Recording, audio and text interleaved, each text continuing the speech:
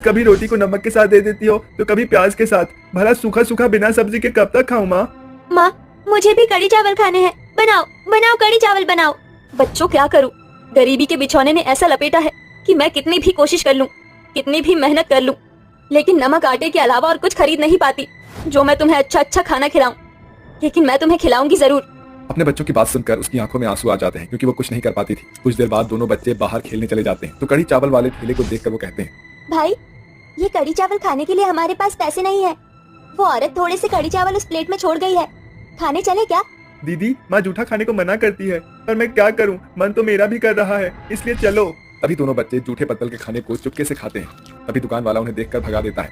अरे बेशरम कहीं के, फटो यहाँ से, पैसे नहीं है गरीब कहीं के और आ जाते हैं जूठा पत्तल चाटने के लिए यहाँ पे। दीदी भागो भागो, वो अंकल तो हमें मार ही देते अब।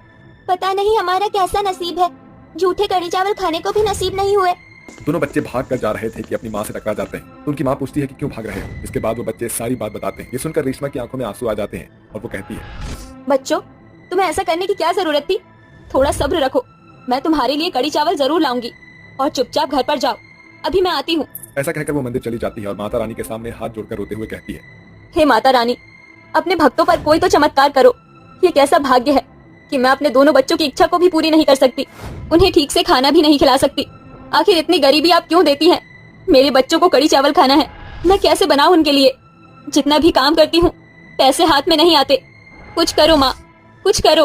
ये कहकर रेशमा मंदिर का घंटा बहुत देर तक बजाती है जिससे उसके हाथों से खून बहने लगते हैं। तभी मूर्ति में से देवी माँ प्रकट होकर कहती है, पुत्री, और रो मत, शांत हो जाओ। मैं तुम्हारी स्थिति को समझती हूँ, इसीलिए मैं तुम्हारे बच्चों को कड़ी चावल खिलाने के लिए एक जादुई कड़ी चावल का पात्र दूंगी जो कि खाली होने पर भी कभी खत्म नहीं होंगे। सदैव उसमें कड़ी चावल रहेंगे। लेकिन हाँ, तुम्हें मुझसे ये प्राप्त करने के लिए मुझे शुद्ध घी के हलवे का भोग लगाना होगा। उसी के बाद जादुई कड़ी चावल के पात्र प्राप्त कर सकती हो। माता रानी, आपके साक्षात दर्शन पाकर मैं धन्य हो गई। आपने जो कहा है वो मैं जरूर करूंगी, आपको भोग जरूर लगाऊंगी, चाहे मुझे कुछ भी करना पड़े। तत्पश्चात माता रानी अंतर्ध्यान हो जाती है और रेशमा मंदिर से बाहर आकर एक दुकान पर जाकर कहती है, भाई साहब, क्या मेरे लायक आपकी दुकान पर कोई काम है? मुझे काम की बहुत जरूरत है। नहीं नहीं, अभी मुझे किसी की जरूरत नहीं है, कोई काम नहीं है मेरे पास।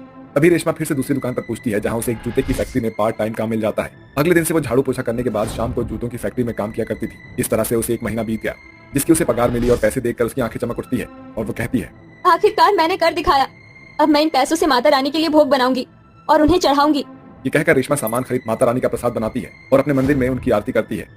ओम जय अम्बे गौरी, मैया जय श्यामा गौरी, तुमको निश दिन धावत हरि ब्रह्मा शिव जी। ओम जय अम्बे गौरी। माता रानी, मेरे बनाए हुए भोग को ग्रहण कीजिए। ये कहकर वो माता रानी को भोग लगाती है कि माता रानी उस भोग को पूरा खत्म कर देती है और जादुई कड़ी चावल के पात्र प्रदान करती है। ये देखकर रेशमा माता रानी को नतमस्तक अपने बच्चों के साथ नमन करते हुए कहती है, माता रानी, अपने जादुई कड़ी चावल को देने के लिए आपका कोटि कोटि धन्यवाद। मेरे बच्चे जी भर के खा पाएंगे। अरे माँ, ये तो मेरा फेवरेट है। इतने सारे कड़ी चावल ये कहाँ से आए? हाँ माँ, बताओ ना कहाँ से आए? माता रानी ने दिए क्या? हाँ बेटा, माता रानी ने हमें जादुई कड़ी चावल दिए हैं। तुम जितना भी खाओ ये खत्म नहीं होंगे। चलो चलो वहाँ बैठो, मैं तुम्हारे लिए खाना लगाती हूँ। अरे वाह, इतने दिनों बाद तो हम कड़ी चावल खाएंगे। ओ बल्ले बल्ले, शाबाश शाबाश। ये कहकर रेशमा अपने बच्चों को कड़ी चावल परोसती है जिसे बच्चे बड़े चाव से खाते हैं। दोबारा खत्म होने पर वो कड़ी चावल दोबारा मांगते हैं जिससे कड़ी चावल का पात्र दोबारा भर जाता है। अरे माँ, आप क्यों नहीं खाना खा रही हो? आप भी तो हमारे साथ खाना खाओ। हाँ बेटा, खाती हूँ, तुम खाते रहो। अरे वाह माँ, कड़ी चावल कितने स्वादिष्ट हैं, मुझे और दीजिए ना। हाँ माँ, मुझे भी कड़ी चावल बहुत पसंद आए। जादुई कड़ी चावल की बात ही कुछ और है। ये माता रानी का दिया हुआ एक प्रसाद है जो हमें खाने के रूप में मिला है। हाँ माँ। तभी तीनों पेट भरकर जादुई कड़ी चावल खा लेते हैं और डकार मारकर कहते हैं, बस माँ, अब और खाया नहीं जा रहा, रहने दो। चलो शाम को खाना खाएंगे, तुम खेल लो। रेशमा घर के काम कर रही थी कि दरवाजे पर दो बच्चे और एक औरत हाथ फैलाकर कहते हैं, बहन जी, आपका बहुत बहुत भला हो। हमने 2-3 दिन से कुछ नहीं खाया है, मेरे बच्चे भी भूखे हैं। घर में कुछ खाने को हो तो खिला दीजिए, आपकी बहुत कृपा होगी। कुछ खाने को दे दो, बहुत भूख लगी है। पेट में ऐसा लग रहा है कि चूहे और हाथी कूद रहे हो। अरे बेचारे बच्चे और इसकी माँ, इसमें तो मुझे अपने बच्चे और अपनी छवि नजर आती है। मैं भी कितना परेशान हुई थी। क्यों ना वो जादुई कड़ी चावल गरीब लोगों को खिलाऊं, साथ ही उसे बेच देती हूँ जिससे मुझे कुछ पैसे भी मिल जाएंगे और गरीब लोगों का पेट भी भर जाएगा। आइए आइए बहन जी, बच्चों अंदर आओ, मैं आपको खाना खिलाती हूँ। उसकी बात सुनकर वो औरत और उसके बच्चे घर में आते हैं, जिन्हें रेशमा पेट भर कर कढ़ी चावल खिलाती है। पेट भर के खाने के बाद वो औरत कहती है, आपका बहुत बहुत शुक्रिया जो मुझे खाने के लिए दे दिया, और मेरे बच्चों को भी। माता रानी आपकी झोली को ऐसे ही भरे रखे। बाय बाय आंटी, कढ़ी चावल बहुत टेस्टी थे।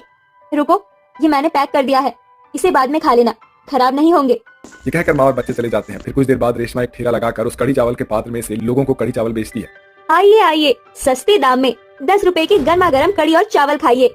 आइए आइए। अरे वाह, आप तो बहुत सस्ते कढ़ी चावल दे रही हैं। जरा मुझे भी एक प्लेट दे दीजिए। लीजिए लीजिए। इस तरह सभी लोग उसके कढ़ी चावल की बहुत तारीफ करते हैं। अगले दिन उसकी बहुत अच्छी कमाई होती है। ऐसे ही वक्त गुजरता है और जादुई कढ़ी चावल को बेचकर आए पैसों से वो अपने बच्चों को बहुत अच्छे स्कूल में पढ़ाती है और अपने लिए एक नया घर बना लेती है। और फिर वो पूरा